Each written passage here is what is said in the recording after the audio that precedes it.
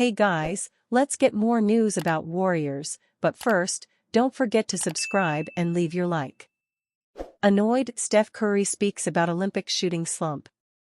Stephen Curry, the world's greatest shooter, has yet to find his mark in his Olympic debut. The Golden State Warriors superstar has shot 5 of 17 through 2 games at the 2024 Paris Olympics, including a 1 of 9 outing against South Sudan. "You're always annoyed," Curry told ESPN's Brian Windhorst. "You want to make shots." Fortunately for Curry, his Team USA teammates have picked up the slack as they remain undefeated in the group play. They did not need Curry's shooting prowess as they handily beat Serbia, 110-84, and South Sudan, 103-86, to guarantee a seat in the medal round. Curry has only hit 3 of 13 from the shorter FIBA three-point distance. "I know teams are going to be locked in on tracking me," Curry said. "So that puts a little more pressure on the shots you get. I kind of forced a couple, versus South Sudan.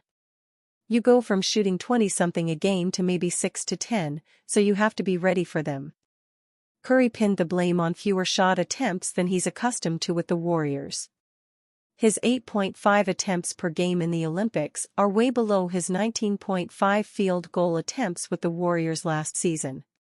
But he's also only playing 21 minutes per game, 11 less than his NBA playing time last season, in a loaded Team USA roster. Despite the fewer opportunities in a shorter FIBA game, Curry is unfazed. "The floodgates could open at any time, so you don't ever want to get down on yourself," Curry said. "You can't let missed shots rob you of all the other stuff you need to do to help the team win." Curry hopes it will come on Saturday, August 3rd, when they wrap up their group play against Puerto Rico. But Jose Alvarado, the pesky New Orleans Pelicans point guard, will present a tough challenge. Stephen Curry, the world's greatest shooter, has yet to find his mark in his Olympic debut. The Golden State Warriors superstar has shot 5 of 17 through 2 games at the 2024 Paris Olympics, including a 1 of 9 outing against South Sudan. "You're always annoyed," Curry told ESPN's Brian Windhorst. "You want to make shots." Fortunately for Curry, his Team USA teammates have picked up the slack as they remain undefeated in the group play. They did not need Curry's shooting prowess as they handily beat Serbia, 110-84, and South Sudan, 103-86, to guarantee a seat in the medal round. Curry has only hit 3 of 13 from the shorter FIBA three-point distance.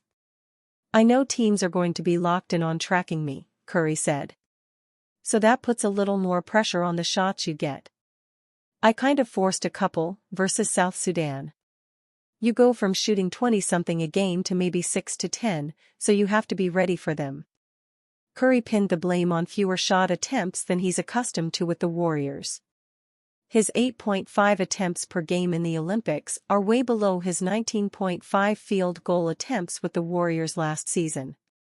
But he's also only playing 21 minutes per game, 11 less than his NBA playing time last season, in a loaded Team USA roster. Steve Kerr previews Team USA's quarterfinal matchup against Brazil at Paris 2024. Team USA has overcome the shakiness of their pre-Olympic form and dominated at the tournament so far, winning their first 3 matches convincingly before qualifying for the quarterfinals. They'll be facing Brazil in the next round, with USA head coach Steve Kerr breaking down why Brazil could be one of their toughest opponents yet. "They're very physical. I think they're the #1 offensive rebounding team in the tournament. They've got a lot of really good shooters, and they just play hard. They compete play after play, so we'll have to be ready for their physicality and their shooting, and we need to be on edge and ready for them because they're not going to back down." Kerr painted a positive picture of the Brazilians, but his comments shouldn't distract from the fact that this is a colossal mismatch through most measurable metrics. Team USA is currently averaging more than 25 points per game at Paris 2024, 105.7, than Brazil, 80.3, which shows there are galaxies between their offensive talents. In addition, even with Team USA's clunky passing and turnover-prone style of play, Brazil leads the Olympics in turnovers. They don't have any active players on the roster but have multiple former players, including star Bruno Caboclo, who was once hailed as the Brazilian Kevin Durant. LeBron James also shared his thoughts on the Brazil matchup but kept it brief. "I've watched all the games. They're very dedicated to their offensive and defensive systems. Team USA beat Serbia and South Sudan before polishing off Puerto Rico in their final group stage game to emphatically qualify for the next stage. Brazil were easily beaten by Germany and France in the group stage but progressed on score differential based on their win over Japan.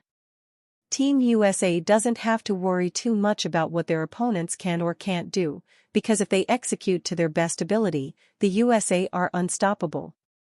Opposing teams know this, with Shai Gilgeous-Alexander recently speaking about how teams need to play the perfect game to beat the USA, while the red, white and blue also enjoys the greatest margin for error.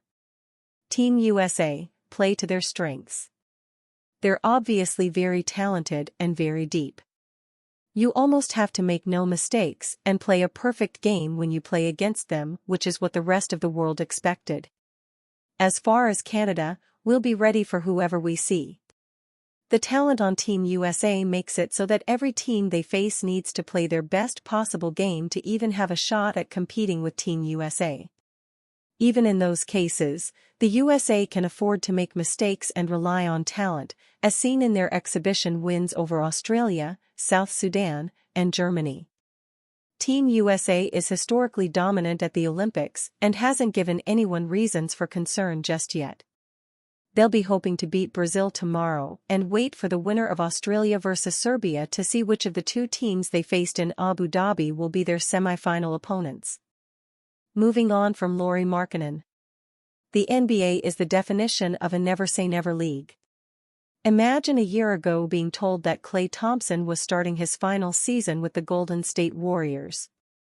Imagine 2 years ago being told that Chris Paul would be suiting up for the blue and gold soon. Imagine 4 years ago, after a 15-win season, being told that another title was right around the corner for Dub Nation. Imagine 15 years ago being told that your favorite team just drafted one of the 10 greatest players in NBA history. So don't give up on any dreams yet. But if there are dreams that you are giving up on, it's probably the dream of trading for Lauri Markkanen. Because it sure as heck seems like that dream is dead. The Warriors, so often a tight-lipped franchise, have not been able to quell the myriad reports that the team desperately wants to trade for the Utah Jazz's all-star, an ultra-athletic 27-year-old 7-foot sharpshooter entering the final year of his contract. But nothing materialized near the draft or at the start of free agency, and now the dream feels impossible. There's the report that Markkanen wants to stay with the Jazz, which is reason enough for Utah to keep him. There's also a recent report from Bleacher Report's Eric Pincus that Utah is insistent on receiving Brandon Podziemski in any trade with the Warriors, seemingly a roadblock given that Golden State doesn't appear willing to part with Pods after a dynamic rookie campaign, and justifiably so, I might add. None of that is final. The Jazz could change their tune on a package from the Dubs, or Golden State could, I hope not, or, as Pincus proposes, a third team could be brought into the fold.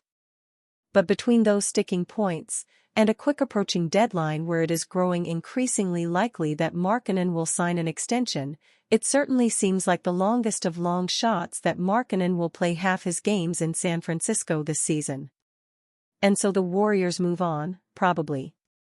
It's not the worst thing in the world. At best, they've saved their trade chips for another player, should one become available between now and the start of the season, or between the start of the season and the trade deadline. At worst, they'll enter the year keeping their exciting young crop of players fully intact. And you, fan? What do you think of the situation of Lauri Markkanen? Leave your opinion in the comments.